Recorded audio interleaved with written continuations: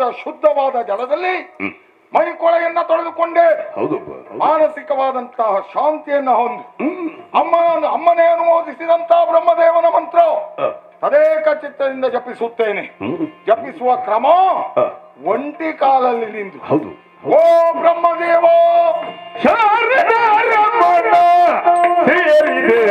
ಎರಡು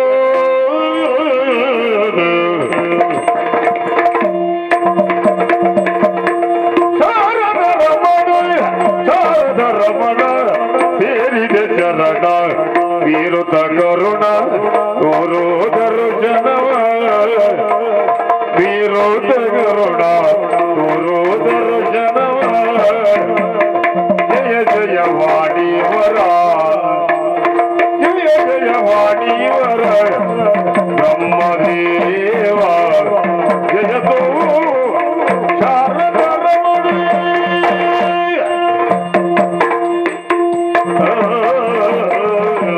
ಓಂ ನಮೋ ಬ್ರಹ್ಮದೇವಾಯ ನಮಃ. ನಮೋ ವಾಣಿ ರಮಣಾಯ ನಮಃ. ಓಂ ನಮೋ ವಾಣಿ ರಮಣಾಯ ನಮಃ. ಕಮಲಾಸನಾಯ ನಮಃ. ಓಂ ನಮೋ ಕಮಲಾಸನಾಯ ನಮಃ. ಓಂ ನಮೋ ವರವಿರಂಚಿಯೇ ನಮಃ. ಓಂ ನಮೋ ವರವಿರಂಚಿಯೇ ನಮಃ. ಬ್ರಹ್ಮದೇವ ಬ್ರಹ್ಮದೇವ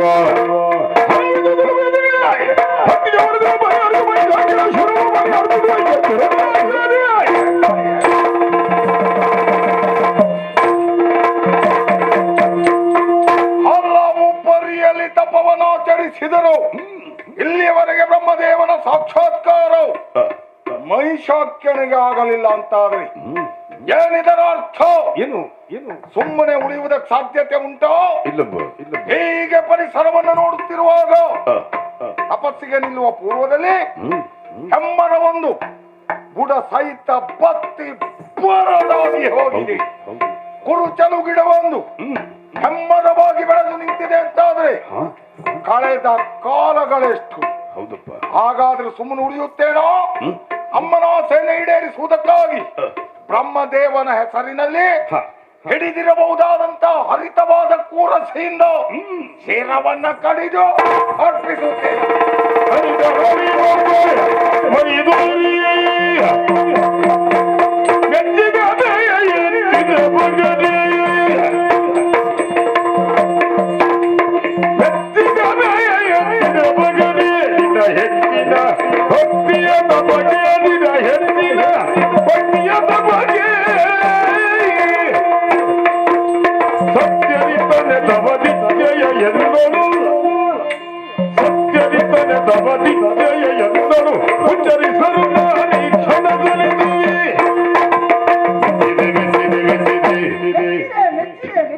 ನಮೋ ನಮಃ. ಶುಭವಾಗಲಿ ಬ್ರಹ್ಮದೇವ. ನಾನು ಒಲಿಯಲಿಲ್ಲ ಎಂಬ ಕಾರಣಕ್ಕಾಗಿ ನಿನ್ನ ಶಿರವನ್ನ ಕಡಿದು ನನ್ನ ಪಾದ ಬುಡಕ್ಕೆ ಅರ್ಪಿಸಲು ಮುಂದಾದವನಿದ್ದೀಯ. ನಿನ್ನ ಭಕ್ತಿಗೆ ಮೆಚ್ಚಿದವನಿದ್ದೇನೆ. ಏನಾಗಬೇಕು ಹೇಳು ಹೇಳು ಹೇಳು. ದೇವದೇವೋತ್ತಮ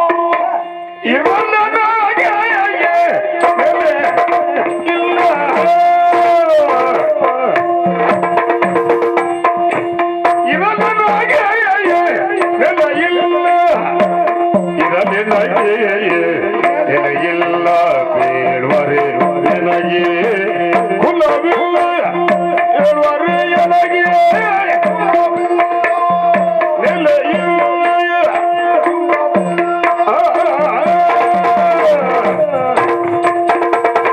ನರರನು ಸದೆ ಭಡಿವರೆ ಈ ದರರನು ಸದೆ ಭಡಿವರೆ ಸದೆ ಭಡಿವರೆ ಅರೆ ಭಡಿವರೆ ಅಮರತ್ವವ ಕರುಣಿತು ಎನ್ನವಿಧಿ ಒಳಗದು ನರರನು ಸದೆ ಭಡಿವರೆ ಅಮರತ್ವವ ಕರುಣಿತು ಎನ್ನವಿಧಿ ಒಳಗದು ದೈತ್ಯಗೆ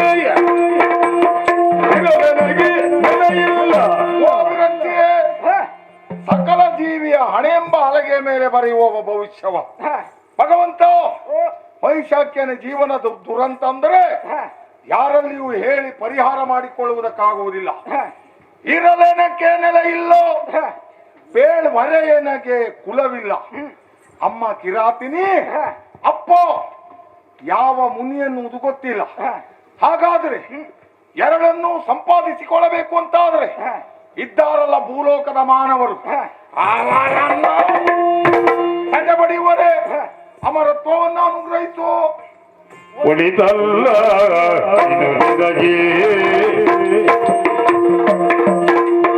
ಉಳಿತಲ್ಲ ನಿನಗೆ ಎನಗಳಿ ಉಂಟು ಜಗದೊಳಗೆ ಎನಗಳಿ ಉಂಟು ಜಗದೊಳಗೆ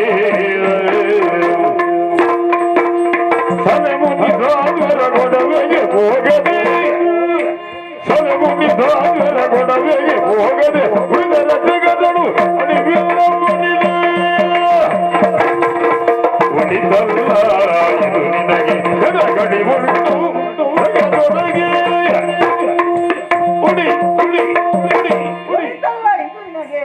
ಯಾಕೆ ದೇವ? ಯಾಕಂತ ಹೇಳಿದ್ರೆ ಹಾ. ಜಾತಸ್ಯ ಮರಣಂ ಧ್ರುವಂ, ಹುಟ್ಟಿದಂತ ಜೀವಿಗೆ ಅಳಿವು ಎಂಬುದು ಉಂಟು. ಸರಿ ಮಾತ್ರವಲ್ಲ, ಹಾ. ಜೀವಿಗೆ ಮಾತ್ರವಲ್ಲ, ಹಾ. ನನಗೂ ಕೂಡ ಕಲ್ಪಾಂತದಲ್ಲಿ ಅಳಿವು ಎಂಬುದು ಉಂಟು. ಹಾ ಹಾಗಾಗಿ ಹಾ. ಅಮರತ್ವ ಎಂಬುದು ಒಂದು ವಸ್ತು ಅಲ್ಲ, ಹಾ. ಅದು ಒಂದು ಪದವಿ. ಅಮರತ್ವ ಎನ್ನುವುದು ಪದವಿ. ಹ. ಹಾ ಒಂದು ವೇಳೆ ಅದನ್ನು ಕರುಣಿಸಿದ್ರೆ ಏನಾಗ್ತದೆ? ಹಾ ನಾಳೆ ಹುಟ್ಟುವ ಜೀವಿಗೆ ಇಲ್ಲಿ ಸ್ಥಳ ಇಲ್ಲ ಎಂಬುದಾಗಿ ಪ್ರಶ್ನೆ ಮೂಡ್ತದೆ. ಹಾಗಾದ್ರೆ ಆ ಪದವಿಯನ್ನು ನಾನು ಬೇಡ್ತಾ ಇದ್ದೇನೆ ಅಂತಾದ್ರೆ ಆದ್ರೆ ಅದನ್ನು ಪಡೆಯುವುದಕ್ಕೆ ಒಂದು ಮಾರ್ಗ ಉಂಟು. ಏನದು? ಅದು ಹೇಗೆ ಬಲ್ಲೆಯ? ಹಾ ಗೋ ಬ್ರಾಹ್ಮಣರನ್ನ, ಹಾ. ಗರ್ಭಿಣಿ ಸ್ತ್ರೀಯರನ್ನ, ಹಾ. ಶಿಶು ಮಕ್ಕಳನ್ನ ಹಾ. ಅವರ ತಂಟೆಗೆ ಹೋಗಲೇಬಾರದು. ಎಲ್ಲಿಯಾದ್ರೂ ನಿಬಂಧನೆಯನ್ನ ಮುರಿದೆ ಅಂತಾದ್ರೆ ಒಂದು ವೇಳೆ ಆ ನಿಬಂಧನೆ ಮುರಿದು ಮುಂದೆ ಹೋದೆ ಅಂತಾದ್ರೆ ಹಾ. ಕಣ್ಣಿಗೆ ಕಾಣದಿರೋ ಪ್ರಪಂಚದಲ್ಲಿ ಹಾ. ಕಾಣದೇ ಇರುವುದೊಂದು ಶಕ್ತಿ ಇದೆ. ಹಾ. ಆ ಶಕ್ತಿಯನ್ನು ಈ ಹಿಂದೆ ತ್ರಿಮೂರ್ತಿಗಳಾದ ನಾವು ನೋಡಿದವರಿದ್ದೇವೆ. ಹಾ. ಆ ತ್ರಿಮೂರ್ತಿಗಳಿಂದ ನಿಮ್ಮ ಆ ಹೆಣ್ಣಿನಿಂದ ನಿಮ್ಮ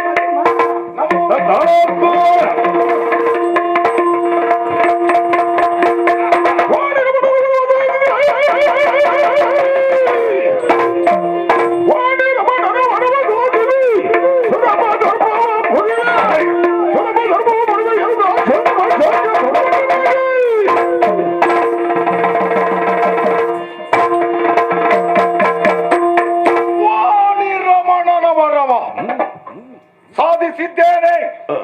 ಆದ್ರೆ ಬ್ರಹ್ಮದೇವ ಒಂದು ಮಾತು ಹೇಳಿದ್ದಾನೆ, ಅಮರತ್ವ ಎನ್ನುವುದನ್ನು ಶಾಶ್ವತವಾಗಿ ಗಿಟ್ಟಿಸಿಕೊಳ್ಳಬೇಕು ಅಂತಾದ್ರೆ ನಿಬಂಧನೆಯನ್ನ ಪಾಲಿಸಬೇಕು ಎನ್ನುವುದಾಗಿ. ಅದರ ಅಗತ್ಯತೆ ನನಗುಂಟಾ? ಪಡೆಯುವಲ್ಲಿಯವರೆಗೆ ಮಾತ್ರ ಬ್ರಹ್ಮದೇವನನ್ನ ಕುರಿತು ತಪಸ್ಸು, ಪಡೆದ ಮೇಲೆ ನನ್ನಿಷ್ಟದಂತೆ ನನ್ನ ಬದುಕು. ಯಾಕೆ? ಅಮ್ಮನ ಮಗನಾಗಬೇಕೇ ವಿನಃ ಬ್ರಹ್ಮದೇವನ ಭಕ್ತನಾಗುವುದಕ್ಕೆ ನಾನು ಇಲ್ಲಿ ಬಂದದ್ದಲ್ಲ. ಆದ್ದರಿಂದ ವರ ಸಂಪಾದನೆಯನ್ನ ವಿನಿಯೋಗಿಸಿಕೊಳ್ಳುವ ಕ್ರಮ ಸುರಪ ಮುಖ್ಯರ ದರ್ಪ ಮುರಿವೆ, ಮಾನವರನ್ನಪ್ಪಳಿವೆ. ಮೂರ್ಲೋಕದಲ್ಲೂ ನಾನಾಗಿ ಮೆರೆಯುತ್ತೇನೆ. ನನ್ನ ಧ್ಯೇಯ ಧೋರಣೆ ಅಮ್ಮನ ಆಸೆಯನ್ನ ಈಡೇರಿಸುವುದು. ಹೋರಾಟೆ.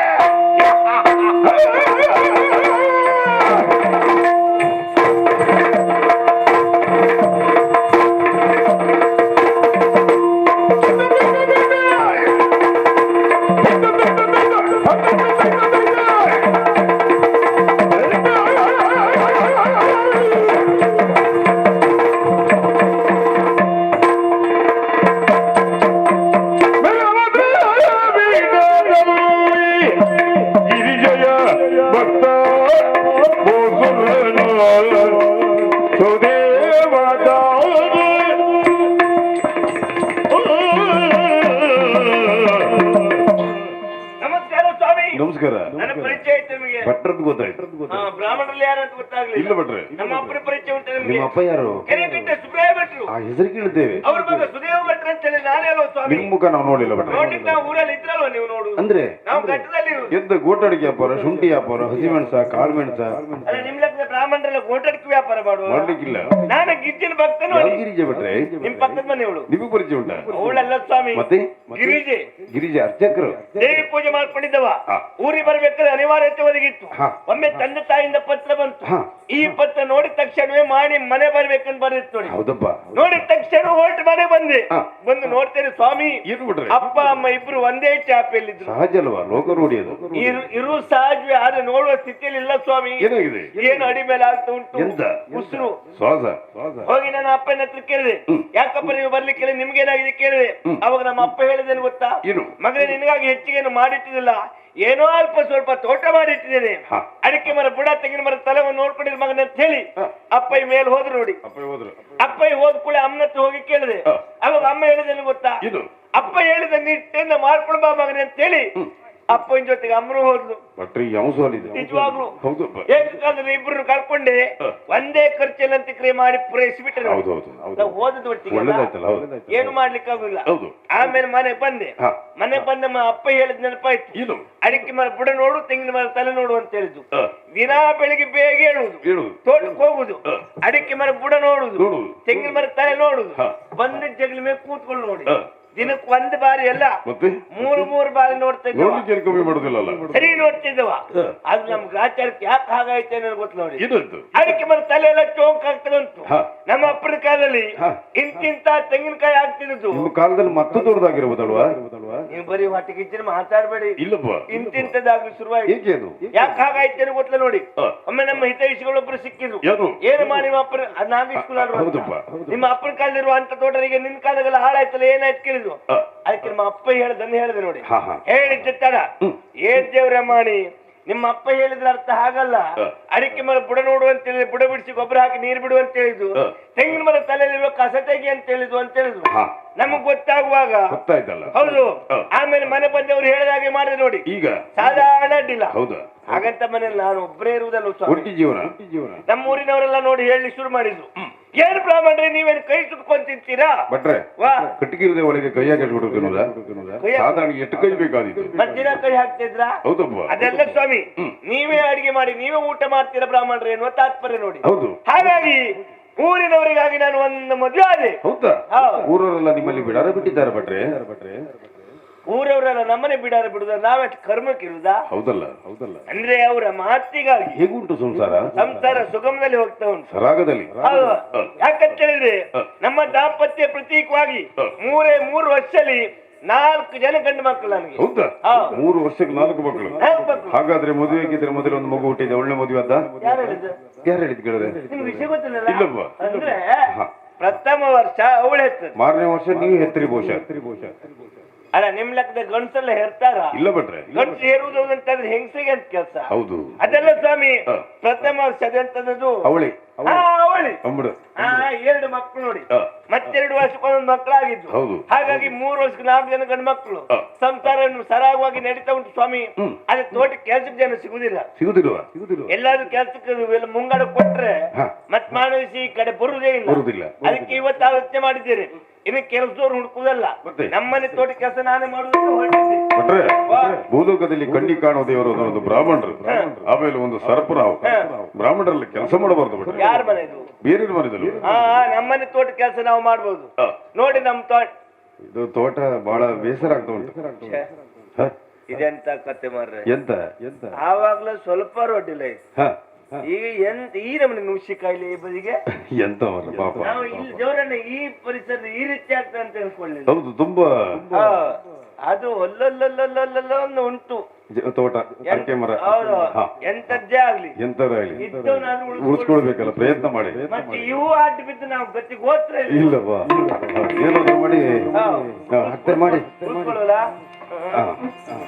ತೋಟ ಹತ್ತೆ ಮಾಡಿ ಹತ್ತೆ ಮಾಡಿ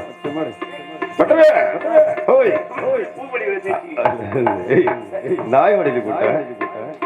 ನಿಮ್ ಲೆಕ್ಕ ಬ್ರಾಹ್ಮಣರಲ್ಲಿ ನಾಯಿ ಹೊಡುವ ಎಂತ ಬಿಟ್ರೆ ಗುದ್ಲಿ ಗುದ್ಲಿ. ಹೌದಾ? ಅಲ್ಲ, ಹಿಂದೆ ಮುಂದಾಗಿದೆ. ಓ ಹಿಡ್ಕಣದೆ ಹಿಂದೆ ಮುಂದೆ. ಹೌದಪ್ಪ ಹೀಗಲ್ಲ ಹತ್ತೆ ಮಾಡಿ ಧರಣಿಯ ಅಗೆಯುತ್ತ ಧರಣಿಯ ಅಗೆಯುತ್ತಲೇ ತಾಯನು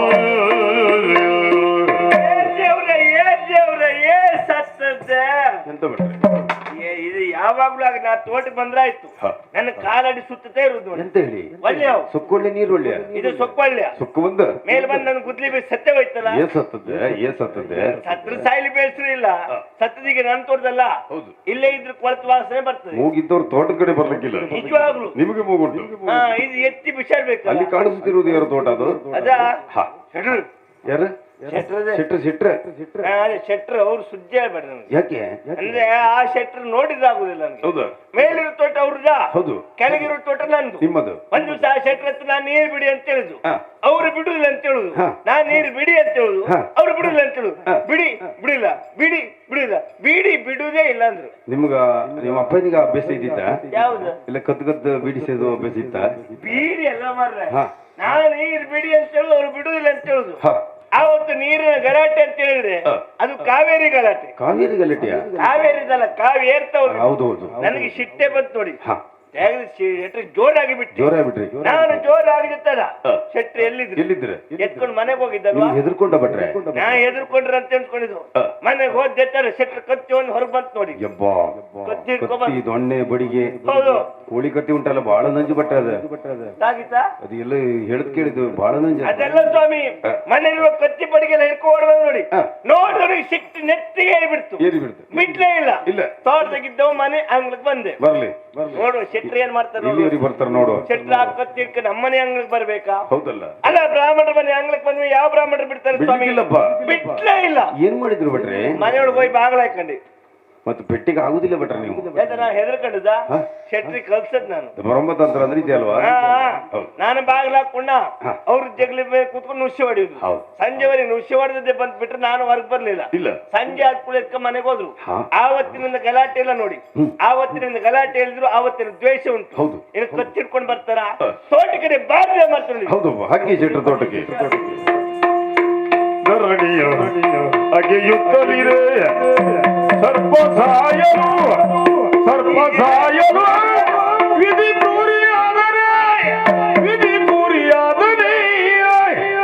ಇದು ನೀವೇನಾಗ ಇದು ಕೂರೇ ಆಗಿದ್ದು.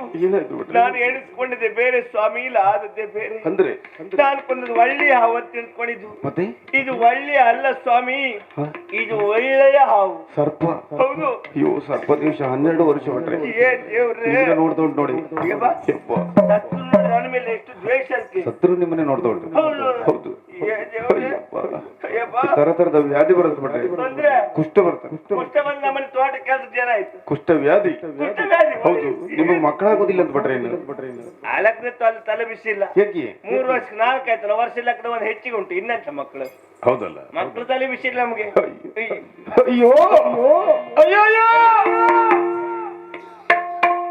ನೀವು ಕೂಗುದು ಯಾಕೆ? ಅಲ್ಲ, ಹಾವು ಕೊಂದದ್ ನಾನು, ನೀವೆಂತ ಬೊಬ್ಬೆ ಹೊಡೆಯುದು?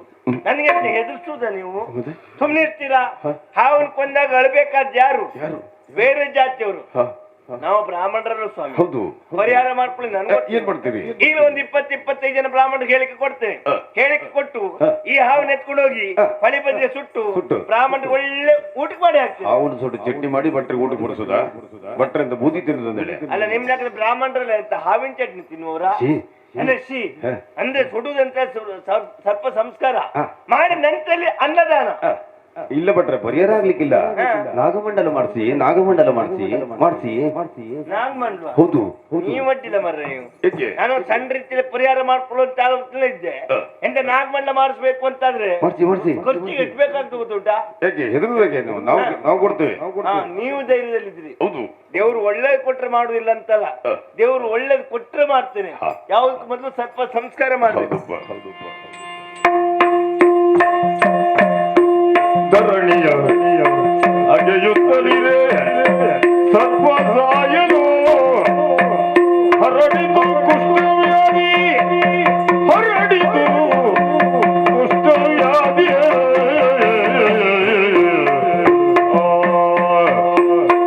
ಹರಣಿ ಶಂಕರ ಪಾರ್ವತಿ ವರದೆ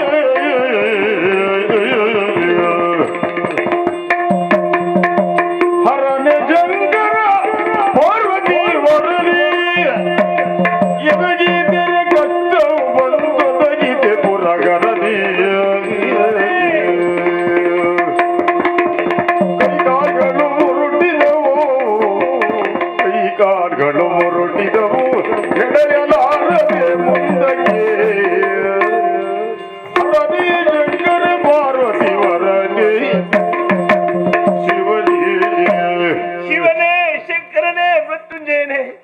ಏನಾಗಿ ಹೋಯ್ತು ಸ್ವಾಮಿ? ನಾಗನನ್ನು ಕೊಂದು ನಾಗದೋಷಕ್ಕೆ ಒಳಗಾದೆ. ಸರ್ಪ ಸಂಸ್ಕಾರ ಮಾಡಿದ್ರು ದಿನೇ ದಿನೇ ಕುಷ್ಠರೋಗ ನನ್ನನ್ನು ಆವರಿಸ್ತಾ ಬಂತಲ್ಲ. ನೋಡಿದವರೆಲ್ಲ ಹೇಳ್ತಾರೆ ಸುದೈವ ಕುಷ್ಠರೋಗಿ ಆತಿದ್ದಲ್ಲಿ ಹೋಗ್ಬೇಡಿ ಅಂತ. ಯಾರ್ಯಾರ ಕತೆ ಬಿಡಿ ಸ್ವಾಮಿ, ನನ್ನ ಮಕ್ಕಳು ಆಡುವಂತ ಮಾತು. ಅಪ್ಪ ನೀವು ಮನೇಲಿದ್ರೆ ನಮ್ಗೆ ಊಟ ಮಾಡ್ಲಿಕ್ಕೆ ಆಗುದಿಲ್ಲ, ಯಾಕೆ ಮನೇಲಿರ್ತೀರಿ ಅಪ್ಪ ಅಂತ ಕೇಳಿದ್ರು. ಹಾಗೆ ನನ್ನ ಹೆಂಡತಿ ಆಡುವಂತ ಮಾತು, ನಾಗನನ್ನು ಕೊಂದು ನಾಗದೋಷಕ್ಕೆ ಒಳಗಾಗಿದ್ದೀರಿ, ನಿಮ್ ಜೊತೆ ನಾವು ಹೇಗ್ ಸಂಸಾರ ಮಾಡ್ಲಿ ಅಂತ ಕೇಳಿದ್ಲು. ಹೆಂಡತಿ ಇಲ್ಲ, ಮಕ್ಕಳು ಇಲ್ಲ, ನನ್ನವರನ್ನು ಯಾರು ಇಲ್ಲದಿದ್ದ ಮೇಲೆ ನಾನು ಯಾಕೆ ಬದುಕಬೇಕು? ಈ ಜೀವವು ಬೇಡ, ಈ ಜೀವನವು ಬೇಡ, ಎಲ್ಲಾದ್ರೂ ಹೋಗಿ ಸಾಯ್ತೇನೆ. ಆತ್ಮಹತ್ಯೆ ಮಹಾಪಾಪ, ಸ್ವರ್ಗದಲ್ಲಿ ಜಾಗ ಸಿಕ್ಕುದಿಲ್ಲ ಅಂತ ನರಕದಲ್ಲಿ ಹೊರಡಬೇಕಾಗ್ತದೆ. ನೀವು ಎಚ್ಚರಿಸಿದ್ದು ಒಳ್ಳೇದೇ ಆಯ್ತು ಸ್ವಾಮಿ. ಸಾವು ಒಂದೇ ಮಾರ್ಗ ಅಲ್ವಲ್ಲ, ಹಾಗಂತ ಬದುಕಬೇಕು ಅಂತ ನನ್ನವರನ್ನು ಯಾರು ಇಲ್ವಲ್ಲ ಸ್ವಾಮಿ. ತಾಪಗೊಳ್ಳು ವಿಪ್ರಾಯ, ತಾಪಗೊಳ್ಳುವುದ ವಿಪ್ರ ಪಾಪ ನಿವೃತ್ತಿಗೆ ಭೂಪ್ರದಕ್ಷಿಣೆ ಕೈಯುದ ಪಾಪ ನಿವೃತ್ತಿಗೆ ಭೂಪ್ರದಕ್ಷಿಣೆಯ ಮಾಡುತ್ತ. ನನ್ನವರನ್ನು ಯಾರು ಇಲ್ಲ, ನಾನು ಹೇಗೆ ಬದುಕಲಿ ಸ್ವಾಮಿ? ನಾನು ಎಲ್ಲಿ ಬದುಕಲಿ? ಮನುಷ್ಯರು ಆಗದಿದ್ರೆ ಏನು ಸ್ವಾಮಿ? ದೇವರಿದ್ದಾನೆ. ಮಾನವ ಕೊಟ್ರೆ ಮನೆ ತನಕ, ದೇವರು ಕೊಟ್ರೆ ಕೊನೆ ತನಕ. ದೇವರು ದಾರಿ ತೋರಿಸಿ ಹೋಗ್ತಾನೆ ನೋಡುವ. ತಾಪಗೊಳ್ಳುತ್ತ ವಿಪ್ರಾಯ, ಪಾಪ ನಿವೃತ್ತಿಗೆ ಭೂಪ್ರದಕ್ಷಿಣೆಯ ಮಾಡುತ್ತ.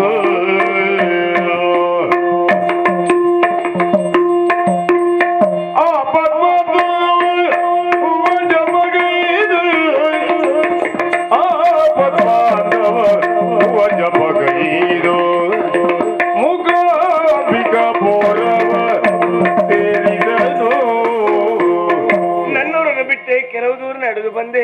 ಹಾಗಂತ ನಾನು ಬಂದು ನಿಂತಿರುವಂತ ಈ ಸ್ಥಳ ಯಾವುದು ಸ್ವಾಮಿ? ಇದು ಕೊಲ್ಲೂರು. ಮತ್ತೆ ಹಿಂದೋದ್ರೆ ಇದೂರು, ಮತ್ತೆ ಹಿಂದೋದ್ರೆ ವಲಸೆ. ಇದು ಕೊಂದಿ ಇಟ್ಟು ಒಣಸುದು, ಒಣಸಿ ಇಟ್ಕೊಳ್ಳುದು. ಹಾಗಲ್ಲ ಭಟ್ರೆ, ಇದು ಮಹಾಪುಣ್ಯ ಸ್ಥಳ. ಆದಿಶಕ್ತಿ ಮೂಕಾಂಬಿಕವರು ನೆಲೆಸಿರುವಂತ ಮಹಾಪುಣ್ಯ ಸ್ಥಳ. ಅಲ್ಲಿ ಕಾಣಿಸುವುದು ಕೊಡಚಾದ್ರಿ ಬೆಟ್ಟ. 7 ಬ್ರಾಹ್ಮಣರು ಉಂಟು. ಬೇಡ ಸ್ವಾಮಿ, ಆವತ್ತು ಹೆಂಡತಿ ಮಕ್ಕಳೇ ಮನೆಯಿಂದ ಹೊರಗಾಕಿದ್ದಾರೆ. ಇನ್ನು ಇತರರನ್ನು ಸ್ವೀಕರಿಸ್ತಾರ? ಅಲ್ಲಿ ಹೋದ್ರೆ ಮತ್ತೆ ಅವಮಾನಕ್ಕೆ ಒಳಪಡ್ತೇನೆ. ಹಾಗಂತ ನಾನು ಬಂದಿರೋದು ಪುಣ್ಯಕ್ಷೇತ್ರ ಅಲ್ವೇ? ಮಾತಿನ ಪೂಜಿಸಬೇಕು, ಅವಳನ್ನು ಅರ್ಚಿಸಬೇಕು.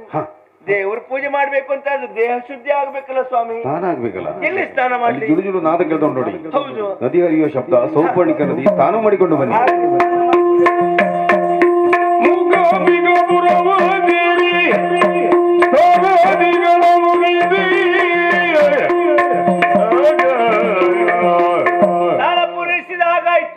ಇನ್ನು ಮಾಡ್ಬೇಕಾದ್ರೆ ತಾಯಿಯ ಪೂಜೆ. ಅಮ್ಮ ಶಂಕರಿ ತತ್ವತ್ತಾಶಿತ ಜನಕಿಂಕರಿ ಮಾಣಿಕ್ಯ ಮುಕುಟ ಲಂಕರಿ ದೈತ್ಯ ಸಂಗ್ರಾಮ ಭಯಂಕರಿ.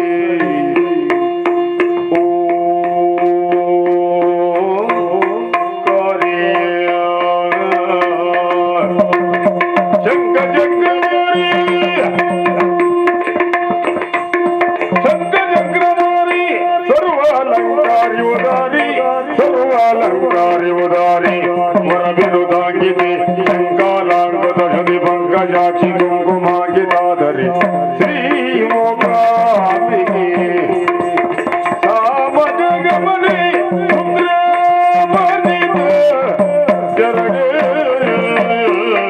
ಅಮ್ಮ ತಾಯಿ ಜಗಜನನಿ ಲೋಕಮಾತೆ ಅನಾಥ ರಕ್ಷಕಿ ಜಗದಂಬೆ ಸರ್ವೇಶ್ವರಿ ಓ ಮೂಕಾಂಬಿಕೆ. ಅಮ್ಮ ನನಗೆ ಬಂದಿರುವ ಈ ಕೃಷ್ಣವನ್ನು ನಿವಾರಣೆ ಮಾಡು ತಾಯಿ, ನಿವಾರಣೆ ಮಾಡು. ನೋಡಿದ್ರೆ ಸ್ವಾಮಿ, ತಾಯಿಯನ್ನು ಪೂಜಿಸಿದ್ರು ನನ್ನ ಕುಷ್ಠರೋಗ ಮತ್ತೆ ಉಳ್ಬಣಗೊಳ್ತಾ ಉಂಟು. ಯಾಕೆ ಈ ರೀತಿ ಆಯ್ತು ತಿಳಿದುಕೊಂಡೆ ಸ್ವಾಮಿ. ಬರುವ ಮಾರ್ಗದಲ್ಲಿ ಯಾರು ಏನು ಕೊಟ್ಟರು ಕುಡಿದೆ, ಯಾರು ಏನು ಕೊಟ್ಟರು ತಿಂದೆ. ಒಟ್ಟಾರೆ ನನ್ನ ಹಸುವೆ ನಿವಾರಣೆ ಆಗಬೇಕಿತ್ತು. ಬ್ರಾಹ್ಮಣನಾದಂತ ನಾನು ಆಚಾರವನ್ನು ಮರೆತೆ ಇನ್ನು ಈ ಪುಣ್ಯ ಕ್ಷೇತ್ರಕ್ಕೆ ಬಂದ ಮೇಲೆ ವ್ರತವನ್ನು ಆಚರಿಸಬೇಕು. ಅದುವೇ ನಿರಶನ ವ್ರತ. ಹಸಿವೆಯಾದ ನೀರನ್ನು ಸಹಿತ ಸೇವಿಸಲಾರೆ ವ್ರತವನ್ನು ಆಚರಿಸ್ತೇನೆ. ನೋಡಿದ್ರೆ ನಿಮ್ಮ ಹತ್ರ ಮಾತಾಡ್ತಾ ಇದ್ದು ಹೌದು, ಕತ್ತಲೆ ಹಾಗೆ ಇತ್ತು. ಇನ್ನು ಎಲ್ಲಿಗೆ ಹೋಗುವಾಗಿಲ್ಲ, ಎಲ್ಲಿ ಮಲಗಲಿ, ಸ್ಥಳ ಎಲ್ಲಿ ಉಂಟು, ಏನ್ ಮಾಡಿ ಕಟ್ಟೆ ಕಾಣಿಸ್ತಾ ಉಂಟು. ಹೌದು ಇದ್ರ ಮೇಲೆ ಮರುತ್ತೇನೆ ನೋಡುವ. ಗಿರಿಜಯ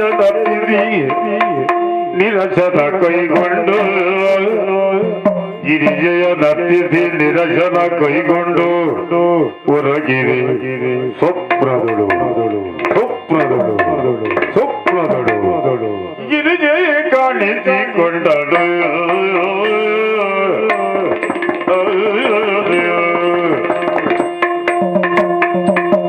ಗಿರಿಜಯ ಕಾಣಿಸಿಕೊಂಡಳು ಗಿರಿಜಯ ಕಾಣಿಸಿಕೊಂಡು ತೆರಳು ಬಂದರ್ತಿಗೆ ಹೊರ ಸುಬ್ರಹ್ಮಣ್ಯನಿಯ ತೆರಳು ಬಂದರ್ತಿಗೆ ಹೊರ ಸುಬ್ರಹ್ಮಣ್ಯ ನಿಜ ಗಿರಿಜಯ ಕಾಣಿಸಿಕೊಂಡಳು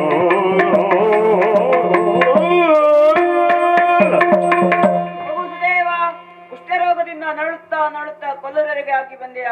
ನಿನ್ನ ರೋಗ ಪರಿಹರಿಸುವ ಶಕ್ತಿ ನನ್ನಲ್ಲಿದ್ದರೂ ಸಾನ್ನಿಧ್ಯ ಮಾತ್ರವಿದಲ್ಲ. ನೇರವಾಗಿ ದಕ್ಷಿಣಾಭಿಮುಖವಾಗಿ ಹೋಗು. ಅಲ್ಲಿ ಮಂದತ್ತಿ ಎಂಬ ಪುಣ್ಯಕ್ಷೇತ್ರ ಸಿಗ್ತದೆ. ಅಲ್ಲಿ ಹೋಗಿ ಏನು ಮಾಡಬೇಕು ಬಲ್ಲೆಯಾ? ಸರದಿಯೊಳಗೆ ಸ್ಥಾನ ವಿರಚಿಸಿಗುವನನು ಭಕ್ತಿಯೊಳು ಪೂಜಿಸು ಸರದಿಯೊಳಗೆ ಸ್ಥಾನ ವಿರಚಿಸಿಗುವನನು ಭಕ್ತಿಯೊಳು ಪೂಜಿಸು ಪೂಜಿಸು ಪೂಜಿಸು ಉರುದರ ವ್ಯಾಧಿಯು ಪರಿಹಾರ ತಪ್ಪುದು ತೆರಳು ಉರುದರ ವ್ಯಾಧಿಯು ಪರಿಹಾರ ತಪ್ಪುದು ತೆರಳು ಉಸುರ ತೆರಳು ತೆರಳು ಉಸುರ ಎಂದಳು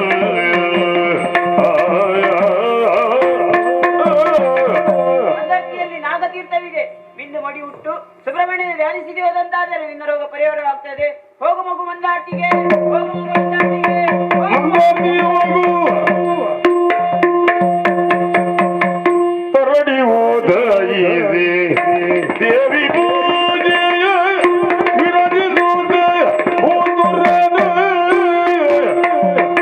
ತೆಂಕಲು ತೆರಳಿದನು ಮಂದಾತಿಗಾಗಲಿ ಹರುಜನಿಯಾದ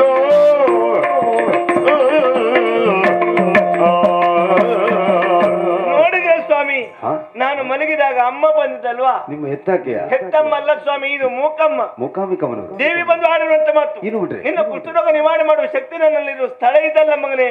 ಮಂದಾರ್ತಿ ಹೋಗು ಅಂತ ಹೇಳಿದ್ರು. ಆದಷ್ಟು ಬೇಗ ಮಂದಾರ್ತಿ. ಮಂದಾರ್ತಿಗೆ ಹೋಗಿ ಇದು ಮಂದಾರ್ತಿಗೆ ಹೋಗುದು ಮಾರ್ಗ ಗೊತ್ತಿಲ್ಲಲ್ಲ ಸ್ವಾಮಿ. ಮಾರ್ಗ ಗೊತ್ತಿಲ್ಲ ನನಗೊಂದು ದಾರಿ ಸೂಚಿಸ್ತೀನಿ. ನಾವಿರೋದು ಅದಕ್ಕಾಗಿ ಹಾ. ಈಗ ಕೊಲ್ಲೂರಿನಿಂದ ಹೌದು. ಇಡೂರು ವಣಸೆ ಅಂಪಾರು ಹಾಲಾಡಿ ಗೋಳಿಯಂಗಡಿ ವೈರ್ಕೊಮ್ಮಿ ಸುರ್ಗಿಕಟ್ಟಿ ಮಂದಾರ್ತಿ ಮಂದಾರ್ತಿ ಮಂದಾರ್ತಿ ನೀವಂತ ವಾಹನದಲ್ಲಿ ಬರ್ಕೊಡ್ಲಿಕ್ಕಿದ್ರ ಇಲ್ಲಪ್ಪ ಅಲ್ಲ, ಒಳ್ಳೆ ದಾರಿ ಹೇಳ್ತೀರಿ. ಹೌದು. ಅದೇ ಮಾರ್ಗ ಹಿಡಿದು ಹೋಗ್ತೀನಿ ನೋಡುವ. ತೆರಳಿದನು ಮಂದಾರ್ತಿಗಾಗಲಿ ಹರಿಯನಿಂದ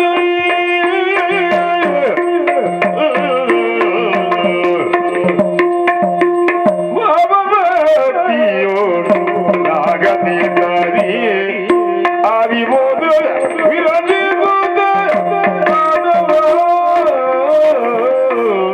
ದೇವಗೋಹನ ಅರ್ಚಿಸಿದ ಓ ದೇವನದು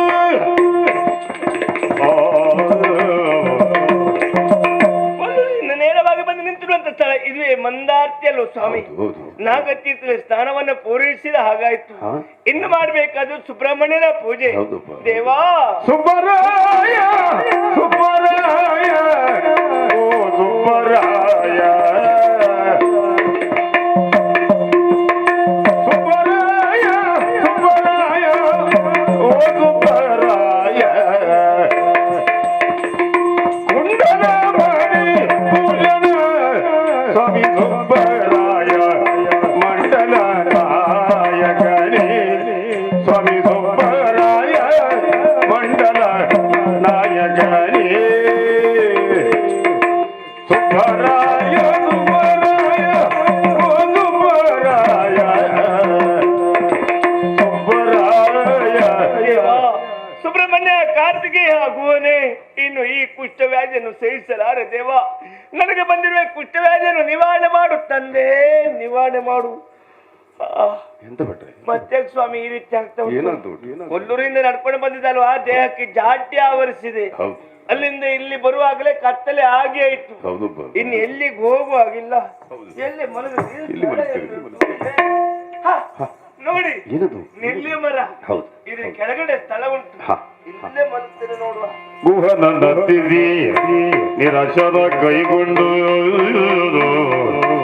ಹೊರಗಿರಿ ವಿಪ್ರತ ಹೊರಗಿರಿ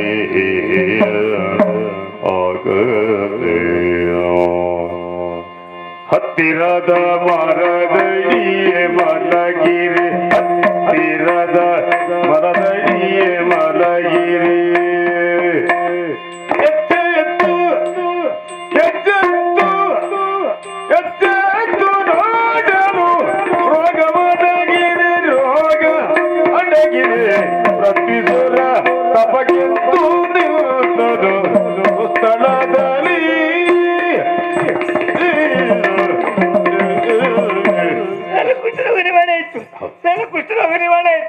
ನೋಡಿದ್ರ ಮುಂದಾತ್ಯ ಸ್ಥಳ ಮಹಿಮೆ ಅಂತ ಹೇಳುವುದಕ್ಕೆ ನಾಗತೀರ್ಥದಲ್ಲಿ ಸ್ನಾನ ಮಾಡಿ ಸುಬ್ರಹ್ಮಣ್ಯನ ಪೂಜೆ ಮಾಡಿದೆವು ಅಂತಾದ್ರೆ ಎಂತ ಕುಷ್ಠರೋಗಿದು ನಿವಾರಣೆ ಆಗ್ತದೆ ಎನ್ನುವುದಕ್ಕೆ ಜ್ವಲಂತ ಸಾಕ್ಷಿ ನಾನಾದರೂ ನನ್ನ ಕುಷ್ಠರೋಗ ನಿವಾರಣೆ ಆದಾಗ ಇತ್ತು. ಹೇ ದೇವ್ರೆ, ಎಂತ ಮತ್ತೆ ಖಾಲಿ ಹಾಗೆ ಕೊಯ್ತ ಅಲೆ ಎಂತ ಕೊಚ್ಚಿದ್ದಲ್ಲ ಸ್ವಾಮಿ, ಮನೆ ಕಡೆ ಗಮನ ಹರಿಸಿದ್ದೆ ಅಲ್ಲ. ಏನಾಯ್ತು ಪಾಪ ನನ್ನ ಹೆಂಡತಿ ಮಕ್ಕಳು ಎಲ್ಲಿ ಏನ್ ಮಾಡ್ತಾ ಮನೆಯಲ್ಲಿ ಹೆಂಡತಿ ಗಂಡ ಗಂಡ ಗಂಡ ಗಂಡ ಅಂದ್ರೆ ಎಲ್ಲರೂ ಗಂಡನೆಯಾ? ಹಾಗಲ್ಲ, ಎಲ್ಲಿಗೆ ಹೋದ್ರು ನಮ್ಮ ಯಜಮಾನ? ಕೇಳುದು ಮಕ್ಕಳು ಹಾಗೆ ಹೆದರ್ಸ್ಬೇಡಿ. ಏನಾಯ್ತು? ಇಲ್ಲಬೋ ಅಪ್ಪ ಇತ್ಲೇ ಹೋದ್ರು. ಅವರು ಏ ದೇವ್ರೆ, ತೋಟಕ್ಕೆ ನೀರ್ ಬಿಡುವವರೇ ಇಲ್ಲ. ಹೋಗಿ ಬಿಟ್ರೆ ಮನೆಗೆ ಹೋಗಿ ಎಂತ ಭಟ್ರಿಗೆ ಮಂಡೆ ಬಿಟ್ಟಾಯ್ತಾ? ಮಂಡೆ ಪೆಟ್ಟಲ್ಲ ಸ್ವಾಮಿ, ಇದು ಜ್ಞಾನದ ಏಟು. ಅಲ್ಲಿಗೆ ಹೋದಾಗ ಜ್ಞಾನೋದಯ ಆಯ್ತು. ಆವಾಗ ಕುಷ್ಠರೋಗ ಬಂದಾಗ ಹೆಂಡತಿ ಮಕ್ಕಳ ಮನೆಯಿಂದ ಹೊರಗಾಕಿದ್ದಾರೆ ಸ್ವಾಮಿ. ಇವತ್ತು ನಿವಾರಣೆ ಆಗಿರ್ತಾನೆ ಹೊರಟ್ರಂತೆ. ಬೇಕು ಸ್ವಾಮಿ ನನಗೆ ಇಂಥ ಹೆಂಡತಿ ಮಕ್ಕಳು, ಹೆಂಡಿರೇತಕ್ಕೆ ಮಕ್ಕಳೇತಕ್ಕೆ ಬಂಡಿ ತುಂಬಿದ ಧನವಿದೇತಕ್ಕೆ ಕಂಡು ಎಮ್ಮಳನ್ನು ಚಂಡಪಾಶದ ಕೊಂಡೊಯ್ಯುವಾಗ ಬಂದು ಬಿಡಿಸೋರು ಯಾರು? ಮನುಷ್ಯನ ಜೀವನ ಅನ್ನೋದು ನೀರಿನ ಮೇಲೆ ಗುಳ್ಳೆ ಸ್ವಾಮಿ. ಅಂತಿರುವಾಗ ಇಂಥ ಹೆಂಡತಿ ಮಕ್ಕಳು ಯಾಕೆ? ಹೆಂಡತಿ ಬೇಡ, ಮಕ್ಕಳು ಬೇಡ, ಮನೆ ಬಿಟ್ಟೆ ಎಲ್ಲ ಬಿಟ್ರೆ. ಆದ್ರೆ ಕಷ್ಟಪಟ್ಟು ಮಾಡಿದ್ರೆ ತೋಟ ಉಂಟಲ್ಲ, ಅದೊಂದು ಹಾಳು ಆಗ್ಬಾರ್ದು. ಹೌದು, ಏನ್ ಮಾಡ್ಲಿ? ಏನ್ ಮಾಡ್ತೀವಿ? ಯಾರ ಪಾಪದ ಹೆಸರು ಬರ್ದಾಗ ಹೆಂಡತಿ ಮಕ್ಕಳ ಹೆಸರು ಬೇಡ. ಇದು ಒಳ್ಳೆ ಮಾತು. ಪಾಪದವ್ರು ಯಾರು? ಒಳ್ಳೆಯವರು ಆಗ್ಬೇಕು. ಹೌದು, ಯಾರ್ಯಾರಿಗೆ ಹಾಕೊಡ್ಬೇಕು ಸ್ವಾಮಿ? ನಮ್ಮ ಜಾತಿಯವರೇ ಇದ್ದಾರೆ. ನನ್ನ ತೋಟ ಅಷ್ಟು ಮೊದ್ಲಿಗಾರರಿಗೆ ಚಿರವಸ್ತುಗಳೆಲ್ಲ ಅಲ್ಲೇ ಮಧ್ಯೆ ಇದ್ರಲ್ಲ, ನಮಗೇನಿಲ್ವ? ಅಂದ್ರೆ ನಮ್ಗಾಚಾರ್ಯ ನಿಮ್ಮನ್ನೇ ತಿರುಗಿ ನೋಡಿದ್ದಲ್ಲ, ಆವತ್ತು ದಾರಿ ತೋರಿಸಿದವ್ರೆ ನೀವು. ಹೋಗ್ಲಿ ಸ್ವಾಮಿ, ಹೋದದ್ದು ಸ್ಥಿರ ಆಸ್ತಿ ಅಲ್ವಾ? ಇನ್ನೊಂದು ಚರ ಆಸ್ತಿ ಉಂಟು, ಓಡಾಡುವಂತ ಆಸ್ತಿ. ನನ್ನ 4 ಜನ ಮಕ್ಕಳಿದ್ದಾರೆ, 4 ಜನ ಮಕ್ಕಳು ನೀವು ಕರ್ಕೊಂಡು ಹೋಗಿ. ಬೇಡ ಬಿಟ್ರೆ ಮನೆಯಲ್ಲಿ ಮಕ್ಕಳಿದ್ದಾರೆ, ಸಾಕ್ಲಿಕ್ಕೆ ಆಗುದಿಲ್ಲ. ನನ್ನ ಮಕ್ಕಳು ಕರ್ಕೊಂಡು ಹೋದ್ರೆ ಅವರೇ ನಿಮ್ಮನ್ನು ಸಾಕ್ತಾರೆ ಸ್ವಾಮಿ. ಒಬ್ಬನಿಗೆ ಮದ್ಲೆ ಬಾರ್ಸ್ಲಿಕ್ಕೆ ಹೇಳಿಕೊಡಿ, ಮತ್ತೊಬ್ಬರಿಗೆ ಭಾಗವತಿಗೆ ಹೇಳಿಕೊಡಿ, ಮತ್ತೆ ಇಬ್ರು ಉಳಿತಾರೆ. ಒಂದು ಗಂಡು ವೇಷ ಮತ್ತೊಂದು ಹೆಣ್ಣು ವೇಷ. ಇನ್ ತಗೊಂಡು ಮಳೆಗಾಲ ನೀವು ಚಿಕ್ಕಮೇಳ ಮಾಡಿ. ಈ ಕಡೆವಾರ ಸುಖ ಇಲ್ಲ, ಬೇಡ. ನೀವು ಯಾವ ಕಡೆ ಬೇಕಾದ್ರೂ ಹೋಗಿ, ಅದಕ್ಕೆಲ್ಲ ಹೇಳುದು. ಆದ್ರೆ ನನ್ನ ಮಕ್ಕಳನ್ನ ಕರ್ಕೊಂಡು ಹೋದ್ರು ಉಂಟಲ್ಲ, ಒಂದಲ್ಲ ಒಂದ್ ದಿವಸ ನಿಮ್ಮ ಹೆಸರು ಹಾಳು ಮಾಡಿ ಬಿಡ್ತಾರೆ. ಹೆಸರು ಒಳ್ಳೇದುಂಟು, ಅದನ್ನ ಹಾಳು ಮಾಡ್ಕೊಳ್ಬೇಡ. ಆ ಮಕ್ಕಳು ಎಲ್ಲಿ ಬೇಕಾದ್ರೂ ಇರ್ಲಿ. ಹೆಂಡತಿ ಅವಳ ಪರಿಸ್ಥಿತಿ ಏನಂತ ಕೇಳುದು. ಅವಳು ಎಲ್ಲಾದ್ರೂ ಹೋಗಿ ಸುಖವಾಗಿ ಇರ್ಲಿ ಸ್ವಾಮಿ. ಯಾಕೆ ಈ ಮಾತು? ನಾನಿರ್ಬೇಕಾದ ಸ್ಥಳದಲ್ಲಿ ನನಗೆ ಮಾರ್ಗದರ್ಶನ ತೋರಿಸಿದವರು ಕೊಲ್ಲೂರು ಮೂಕಾಂಬಿಕೆ, ಇನ್ನೊಂದು ಸುಬ್ರಹ್ಮಣ್ಯ ಸ್ವಾಮಿ. ಇವೆರಡು ದೇವರ ಪೂಜೆ ಮಾಡ್ಕೊಂಡಿರ್ತೇನೆ. ಮಂದಾರ್ತಿಲಿ ಬೆಳಿಗ್ಗೆ ಬೇಗ ಹೇಳುದು, ಕೊಲ್ಲೂರು ನಡ್ಕೊಂಡು ಹೋಗುದು, ಅಲ್ಲಿ ಮೂಕಾಂಬಿಕೆಯನ್ನು ಪೂಜಿಸಿ ಮರಳಿ ಮಂದಾರ್ತಿಗೆ ಬಂದು ಮಂದಾರ್ತಿಲಿ ಸುಬ್ರಹ್ಮಣ್ಯನ ಪೂಜೆ. ಹೇಗೆ ಬರ್ತಲ್ಲ ಕೊಲ್ಲೂರು ಮಂದಾರ್ತಿ ತಿರ್ಗಾಗ್ತದೆ, ಆಗ್ಲಿಕ್ಕಿಲ್ಲ. ಒಂದು ದಿನಕ್ಕೆಲ್ಲ ನಡ್ಕೊಂಡು ಹೋಗ್ಲಿಕ್ಕೆ ಆಗುದು. ಇಲ್ಲಿಂದ ಅಲ್ಲಿಗೆ ಹೋಗುವಾಗಲೇ ಕತ್ಲಾಗ್ತದೆ, ಮತ್ತೆ ಮರಳಿ ಬರುವುದು ಹೇಗೆ? ತುಂಬಾ ದೂರ ಉಂಟು. ದೇವರನ್ನು ನೋಡ್ಬೇಕು ಅಂತ ಅದು ಆಯಾಯ ಸ್ಥಳಕ್ಕೆ ಹೋಗ್ಬೇಕು ಸ್ವಾಮಿ. ಮರದ ತುಂಡಲು ದೇವರನ್ನು ನೋಡ್ಬೋದು, ಕಲ್ಲು ಗುಂಡಲು ದೇವರನ್ನು ನೋಡ್ಬೋದು. ಹಾಗಾಗಿ ಆದಿಚಿತ್ತನ ಪೂಜಿಸುವ ಬಗ್ಗೆ ಹೇಗೆ?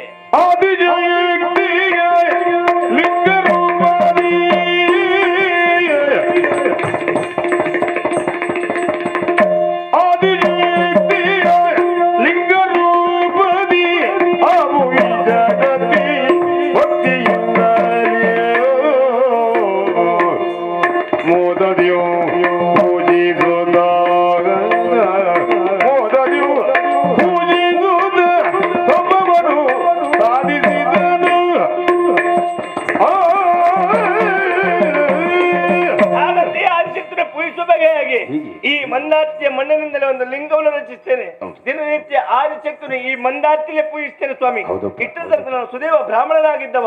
ಇನ್ನು ಮುಂದೆ ಸುದೇವ ಮುನಿ ಆಗಬೇಕು. ಹೌದು. ಮುನಿ ಆಗಬೇಕು ಅಂತಾದ್ರೆ ಹಾ. ನಾನೊಬ್ಬ ಸಂಸಾರಿ. ಹೌದು. ಸಂಸಾರಿ ಒಬ್ಬ ಸನ್ಯಾಸಿ ಆಗುವಾಗಿಲ್ಲ. ಸನ್ಯಾಸಿ ಆಗಬೇಕು ಅಂತಾದ್ರೆ ತನ್ನ ಸಂಸಾರಕ್ಕೆ ವ್ಯವಸ್ಥೆಯನ್ನು ಮಾಡಿಯೇ ಹೋಗ್ಬೇಕು. ಹೌದು. ಯಾಕಂತ ಹೇಳಿದ್ರೆ ಆವತ್ತು ಹೆಂಡತಿ ಮಕ್ಕಳು ಮನೆಯಿಂದ ಹೊರಗಾಕಿರಬಹುದು. ಹೌದು. ಅದಕ್ಕೆ ತನ್ನ ಕರ್ಮದ ಪರ, ಅದಕ್ಕೆ ಅವರನ್ನು ದೂರಿ ಏನು ಪ್ರಯೋಜನ?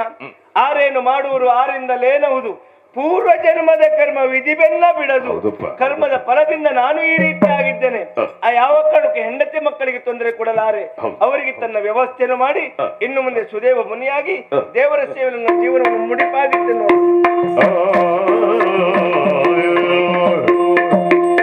ನಮ್ಮ ಚಾನಲ್ನಲ್ಲಿ ಬರುವ ವಿಡಿಯೋಸ್ ನಿಮಗೆ ಇಷ್ಟ ಆಗಿದ್ರೆ ಲೈಕ್ ಮಾಡಿ, ಶೇರ್ ಮಾಡಿ, ನಮ್ಮ ಚಾನಲನ್ನು ಸಬ್ಸ್ಕ್ರೈಬ್ ಮಾಡಿ, ನಮ್ಮನ್ನು ಬೆಂಬಲಿಸಿ. ಯಕ್ಷಗಾನ ಗೆಲ್ಗೆ.